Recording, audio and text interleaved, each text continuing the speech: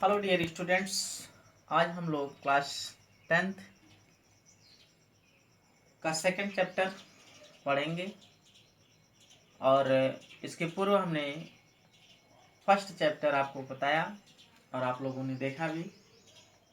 तो उसमें जो भी प्रॉब्लम हुई या जो भी प्रॉब्लम होगी आपको, आप हमसे जो है दोबारा संपर्क कर सकते हैं, या कोई भी क्वेश्चन आपको नहीं समझ में आए तो आप हमसे पूछ सकते हैं।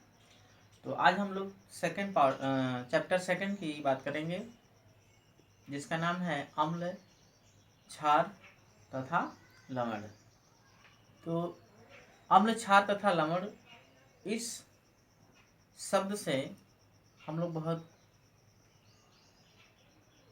बहुत कुछ जानते हैं, या फिर ये कह लीजिए कि पूर्व की क्लासेस में इसके बारे में थोड़ा बहुत जानते हैं। तो आइए हम डिटेल में इसका अध्ययन करते हैं, जानते हैं अम्ल क्या है, क्षार क्या है, लवण क्या है, फिर अम्ल कहाँ कहाँ हो सकती है, उसका कार्य क्या होता है, क्षार क्या है, वो कहाँ पाई जाती है, उसका कार्य क्या है, और उसके साथ साथ लवण क्या है, उसका कार्य क्या है। तो इन सब के बारे में हम लोग अध्ययन करेंगे। तो आइए स्टार्ट करते हैं chapter second, acid base and salt. तो एसिड बेस एंड साल्ट ये आपका सेकंड चैप्टर है। इसमें देखते हैं कि सभी जो रासायनिक, इसके पहले हम लोगों ने पढ़ा रासायनिक अभिक्रिया एवं समीकरण। तो उसमें जो रासायनिक अभिक्रिया और समीकरण जो हम लोगों ने पढ़ रखा है, तो उसमें हम देखें कि जो कुछ अभिक्रिया हो रही थी वो किस माध्यम में हो रही थी, अम्लीय माध्यम में हो रही थी, क्षारीय माध्यम में हो रही थी, तो ऐसी कोई जानकारी नहीं मिलती थी। तो उन सब से अगर हम कंपेयर करें तो जो भी रासायनिक अभिक्रिया होती है उसका कुछ न कुछ जो है विशिष्ट गुण होता है, चाहे वो अम्लीय माध्यम में होती है, चाहे क्षारीय माध्यम में होती है, चाहे लवणीय माध्यम में होती है। तो हम आज इन्हीं सब के बारे में चर्चा करेंगे और सीखेंगे भी। तो जैसा कि हम सभी लोग जानते हैं कि कोई भी जीवधारी, चाहे वो पेड़ पौधे हों, चाहे वो जंतु हो, अगर उसको जीवित रहना है तो जीवित रहने के लिए उसको क्या चाहिए? भोजन चाहिए। और जो भोजन वो लेता है वो भोजन स्वादहीन भी हो सकता है, स्वादयुक्त भी हो सकता है, दोनों हो सकता है। और जो भोजन उसने किया है वह खट्टा भी हो सकता है, मीठा भी हो सकता है, तीखा भी हो सकता है। तो हम कहीं ना कहीं यहीं से जो है अपने चैप्टर की शुरुआत करते हैं। तो चूंकि जो खट्टा होता है, आपको पूर्व की क्लासेस में बताया गया है कि जो खट्टे पदार्थ होते हैं उसको अम्ल कहते हैं, जो कड़वे पदार्थ होते हैं उसको क्षार कहते हैं, और जो दोनों नमकीन होता है उसको हम साल्ट कहते हैं। तो आइए इस चैप्टर में हम लोग एक एक करके स्टडी किया जाए। तो इसमें पहली पॉइंट्स आपकी है एसिड। एसिड यानी अम्ल। क्या है? अम्ल। तो अम्ल ऐसे पदार्थ होते हैं जिस स्वाद में क्या होते हैं? खट्टे होते हैं, अम्ल कहते हैं। ये तो आप प्रारंभिक या पूर्व की क्लासेस में आपने पढ़ा होगा। बट यहाँ पे आपको ये बताया जाएगा कि स्वाद के आधार पर बताया जाएगा, यहाँ पे आपको रासायनिक समीकरण के आधार पर बताया जाएगा, और तो और कुछ टेस्ट करके आपको बताया जाएगा। जब रासायनिक समीकरण की बात करेंगे, अम्ल ऐसे पदार्थ होते हैं जो जल में घुल करके H+ आयन देते हैं। खट्टे तो होते ही हैं, उसके साथ साथ जब उसके रासायनिक गुणों की बात करेंगे, उसके गुणों का अध्ययन करेंगे, तो उसमें हम ये देखते हैं कि जो भी अम्ल होता है वो अगर जल के साथ घुलता है तो हाइड्रोजन आयन देता है। जब हाइड्रोजन आयन देगा, उसके साथ साथ जब उसको हम टेस्टिंग करेंगे pH के साथ, तो उसमें भी उसका कलर आता है। तो इस तरीके से हम लोग इसको परिभाषित करते हैं, और परिभाषित के तौर पे हम ये कहते हैं कि अम्ल ऐसे पदार्थ होते हैं जो जल में घुल करके H+ आयन देते हैं, अम्ल कहलाता है। ठीक है। उसी तरीके से अगर हम बेस की बात करें, बेस ऐसा पदार्थ होता है जो जल में घुल करके हाइड्रोक्साइड आयन देता है, जिनका स्वाद खट्टा होता है, उनको हम बेस कहते हैं। तो इस तरीके से ये हमको पूर्व की कक्षाओं में बताया जा चुका है। यहाँ पर हम लोग कुछ उसके प्रवृत्ति और गुणों के आधार पर उसको हम परिभाषित करेंगे। जैसे अगर अम्ल की बात करेंगे तो अम्ल ऐसे पदार्थ होते हैं जो जल में घुल करके H+ आयन देते हैं, साथ साथ उनका जो है स्वाद खट्टा होता है। और जब pH की बात करेंगे तो ये नीले लिटमस पेपर को लाल कर देते हैं। तो क्षारक ऐसे पदार्थ होते हैं जिनका स्वाद कड़वा होता है, तीखा होता है, क्षारक कहलाते हैं। और उसके साथ साथ वो जल में घुल करके OH- आयन भी देते हैं। जैसे अगर हम एग्जाम्पल ले लें तो साबुन देखे हैं सब लोग, अगर साबुन का टेस्ट भी किए होंगे तो बहुत कड़वा होता है ना, तो उसको आप क्षारक कहेंगे। और आर्हेनियस सिद्धांत की अगर हम बात करें तो आर्हेनियस सिद्धांत यानी आर्हेनियस ने क्षारक को बहुत अच्छे तरीके से परिभाषित किया है, जो आपको अगली कक्षा में उनका डिटेल में बताया जाएगा। बट यहाँ पर आप जानिए कि आर्हेनियस सिद्धांत के अनुसार क्षारक ऐसे पदार्थ होते हैं जो जल में घुल करके क्या देते हैं, OH- आयन देते हैं, क्षारक कहलाते हैं। एग्जाम्पल अगर स्वरूप देखा जाए तो बहुत सारे हैं, जैसे sodium hydroxide, calcium hydroxide, aluminium hydroxide, है ना, बहुत सारे एग्जाम्पल्स आपको मिल जाएंगे। तो इस तरीके से आर्हेनियस के अकॉर्डिंग जो भी पदार्थ जल में घुल करके यदि वह OH- आयन देता है तो ऐसे पदार्थ को आप क्या कहेंगे, क्षारक कहेंगे। ठीक है। अब इसके बाद हम प्रकार की बात करें तो क्षारक हमारे दो प्रकार के होते हैं, जैसे अम्ल और जैसे हमने अम्लों का अध्ययन किया वैसे क्षार का भी अध्ययन करेंगे। एक होता है प्रबल क्षारक और एक होता है दुर्बल क्षारक।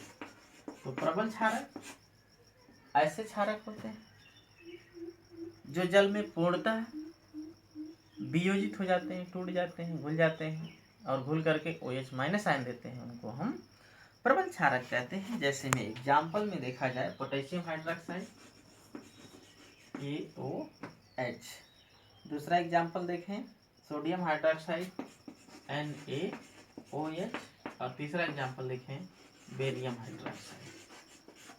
तो ये ऐसे पदार्थ हैं जो जल में घुल करके पूर्णतः घुल जाते हैं, यानी इसमें कुछ बचता वगैरह नहीं है, और घुल करके क्या देते हैं, OH- आयन देते हैं। तो जब OH- आयन देंगे, पूर्णतः घुलेंगे, तो उसको आप क्या कहेंगे, प्रबल अम्ल, स्ट्रांग बेसिस। ठीक। और अगर हम बात करें दुर्बल बेसिस यानी दुर्बल क्षारक की बात करें या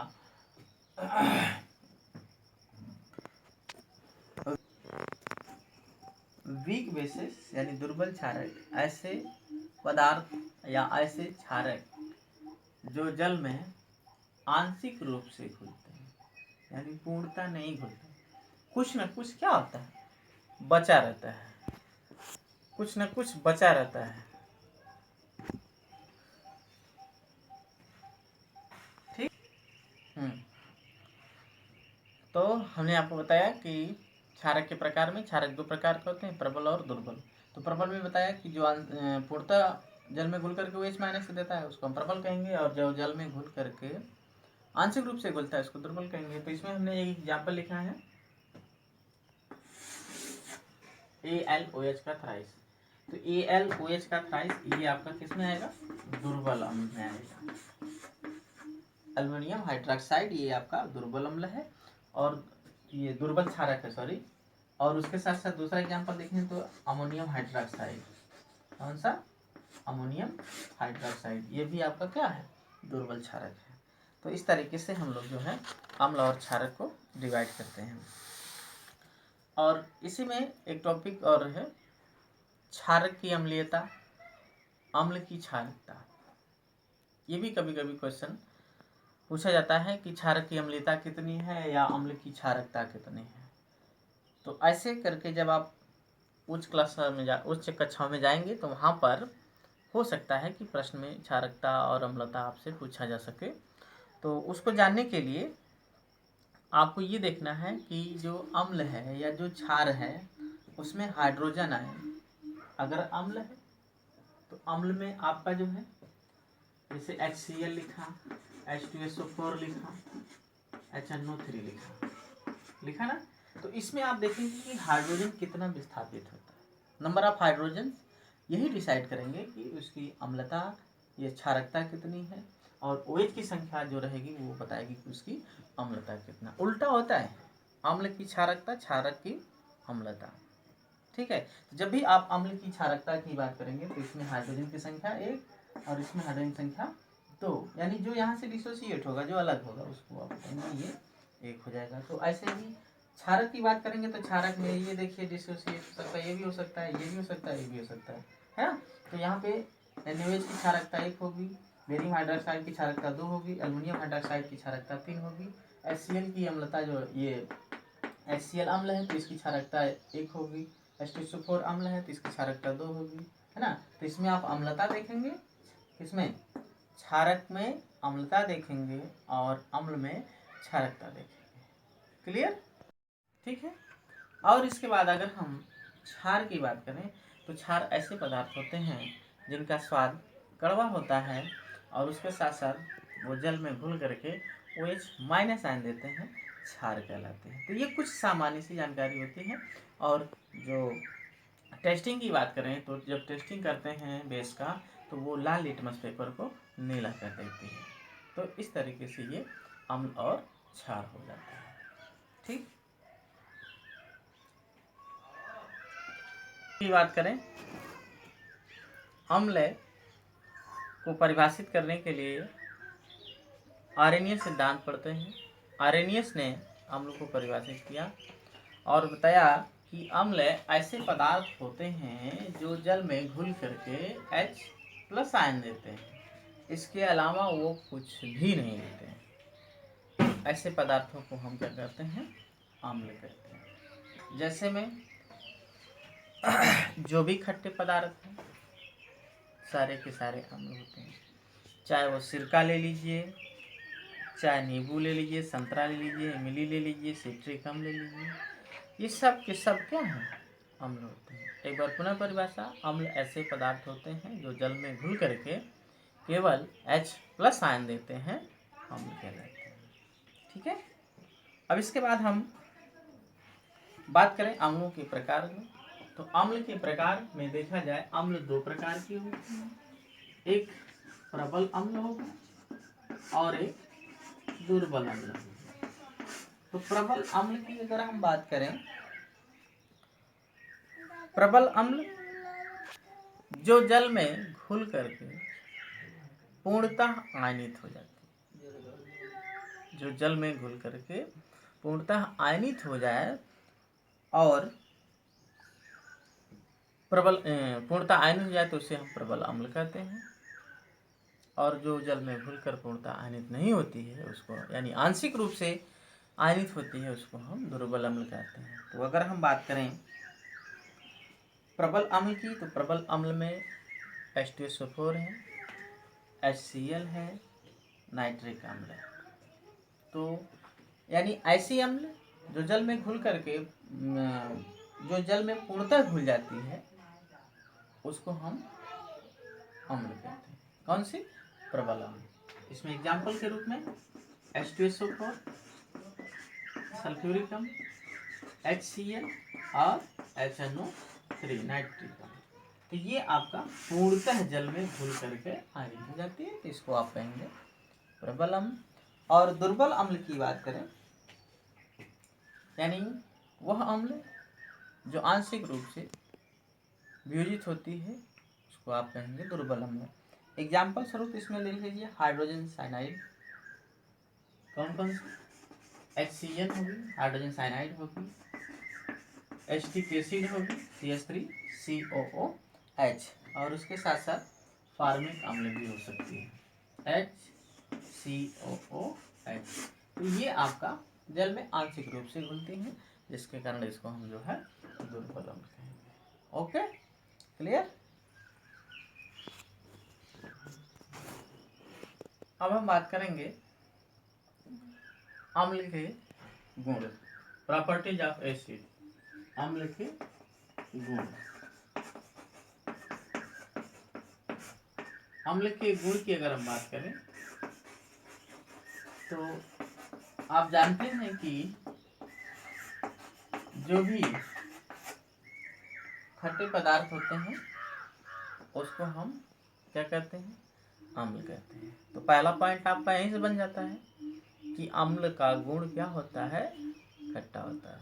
यानी गुण अगर हम बात करें तो गुण दो होता है, एक तो जो हम देख करके बताते हैं और दूसरा जो हमको नहीं दिखाई देता। तो जो दिखाई देता है उसको हम भौतिक गुण कहेंगे और जो नहीं दिखाई देता है उसको हम रासायनिक गुण कहेंगे। तो इसमें जो गुण होगा, पहली पॉइंट जिसको हम भौतिक गुण कह रहे हैं, भौतिक गुण में पहला पॉइंट ये हो जाएगा कि अम्ल का स्वाद खट्टा होता है। ठीक, इसके बाद दूसरा पॉइंट इसका अगर हम देखें तो जो भी अम्ल होगी वो क्या करेगी कि जो नीला लिटमस पेपर होगा उसको वो लाल कर देगी, नीले लिटमस पेपर को लाल कर देती है। और तीसरा इसकी अगर हम प्रॉपर्टीज की बात करें, गुण की बात करें, तो अम्ल की ये प्रकृति होती है कि वह संक्षारक होता है। संक्षारक, संक्षारक का मतलब ये हो गया कि जैसे आप नमक देखें, जब वो पानी में आता है तो क्या होता है, धीरे धीरे गलना शुरू हो जाता है, जो खड़ा नमक होता है गलना शुरू हो जाता है। तो वैसे ही जब एसिड कहीं पर पड़ेगी तो उसको वो गलाना शुरू कर देती है, तो उसको हम क्या कहते हैं, संक्षारक कहते हैं। तो इस तरीके से इसका ये भौतिक गुण हो जाता है। अब हम रासायनिक गुण की बात करेंगे, केमिकल प्रॉपर्टीज ऑफ एसिड। तो केमिकल प्रॉपर्टीज ऑफ एसिड में पहली पॉइंट्स आपकी आती है सक्रिय धातुओं के साथ अपक्रिया। किसके साथ अपक्रिया, सक्रिय धातुओं के साथ अपक्रिया। तो जितनी भी एसिड होती है वो लगभग क्रिया करके लवण बनाती है। जितनी भी एसिड होती है वो क्रिया करके लगभग लवण बनाती है। सक्रिय धातु के साथ अगर हम बात करें, जैसे HCl, HCl अम्ल है। मान लीजिए कि यह क्रिया कर रही है किसके साथ, फेरस धातु के साथ। तो जब फेरस धातु के साथ क्रिया करेगी तो FeCl2 प्लस H2 बैलेंस कर देंगे। तो इस तरीके से ये बैलेंस होता है। तो ये जो आपको प्राप्त हुआ है ये लवण प्राप्त हुआ है। तो सक्रिय धातु के साथ ये अपक्रिया हो जाएगी। दूसरी अपक्रिया अगर हम देखें, कार्बोनेट के साथ अपक्रिया। किसके साथ अपक्रिया, कार्बोनेट। कार्बोनेट के साथ जब अपक्रिया कराएंगे तो कैल्शियम कार्बोनेट प्लस अपक्रिया देंगे HCl, तो ये हो जाएगा CaCl2 प्लस H2CO3 बैलेंस कर देंगे, 2 कर देंगे, बैलेंस हो जाएगा।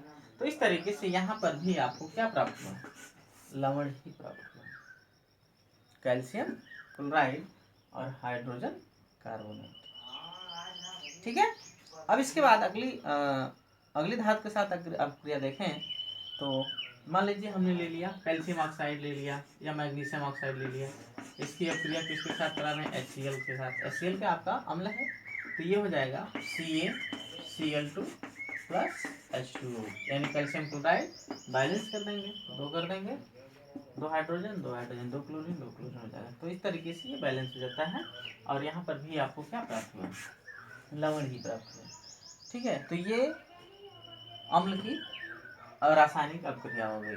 ठीक है। अब अम्ल के अगर उपयोग की बात करें तो जैसे सल्फ्यूरिक अम्ल है, नाइट्रिक अम्ल है, हाइड्रोक्लोरिक अम्ल है, तो ये सब जो है अम्ल हैं। इनका अगर उपयोग हम देखें तो जैसा कि सभी लोग जानते हैं, सल्फ्यूरिक अम्ल जो लेड स्टोरेज बैटरियों के निर्माण में किया जाता है और उसके साथ साथ पेट्रोलियम शोधन में भी होता है, प्लास्टिक कृत्रिम जैसे उर्वरक, इन सब के निर्माण में भी इसका प्रयोग होता है। ठीक है। अब अगर हम बात करें दूसरी पॉइंट्स की, नाइट्रिक अम्ल है, तो नाइट्रिक अम्ल जो होती है ये उर्वरक के रूप में भी प्रयोग की जाती है, औषधि के रूप में भी प्रयोग की जाती है। उसके साथ साथ सोने चांदी के शोधन में भी नाइट्रिक अम्ल का प्रयोग किया जाता है, जिसका नाम होता है, जिसे आप जानते होंगे कि जब आप भी सोनार के पास जाते होंगे तो सोनार क्या करता है कि जो भी सोने में चमक नहीं होती है या धूल कण वगैरह होते हैं तो उसको साफ करने के लिए वो एक बिलियन में डालता है, और जब बिलियन में डालेगा तो हाथ से नहीं पकड़ता है उसको, वो चिमटी से पकड़ता है, तो या फिर किसी ऐसे औजार से पकड़ता है जो हाथ में ना लगे, या अगर आप छूने जाएंगे तो भी आपको मना कर देगा कि अभी आप मत छूइए इसको, हाथ जल जाएगा या फिर खराब हो जाएगा, ऐसा कुछ वो कहता है, तो आप नहीं छूते हो। तो वो जब भी पकड़ता है तो चिमटी से पकड़ता है। तो कहने का मतलब वो जो बिलियन है वो एक्वारेजिया है, नाइट्रिक अम्ल इसमें है, क्योंकि अगर उसको पकड़ेंगे तो जल जाएंगे। तो इस तरीके से सोने का जो है शोधन एक्वारेजिया यानी अम्ल में किया जाता है। उसके बाद अगली बात करें तो हाइड्रोक्लोरिक अम्ल है, HCl। इसका उपयोग वस्त्र उद्योग में, कपड़ा उद्योग में, उसके साथ साथ कृत्रिम रेशम बनाने में, लोहे की चादरों को साफ करने में आदि स्थानों पर जो है, जगहों पर यह अम्ल का उपयोग किया जाता है। ठीक है। अब हम बात करेंगे क्षारक की। क्षारक की बात करें तो क्षारक हमने बताया कि क्षार और क्षारक दो शब्द हैं, और क्षारक में तो अंतर है, उसको हम बताएंगे। तो पहले आप क्षारक जानिए, क्षारक क्या होता है, जिसको आप बेस भी कहते हैं या बेसिक मूलक भी कह सकते हैं, आगे की कक्षा में आपको बता देंगे। ठीक है। तो फिलहाल अभी हम बात करेंगे क्षारक की। तो क्षारक ऐसे पदार्थ होते हैं जिनका स्वाद कड़वा होता है, तीखा होता है, कड़वा होता है, और उसके साथ साथ वो जो है जल में घुल करके OH- आयन देते हैं।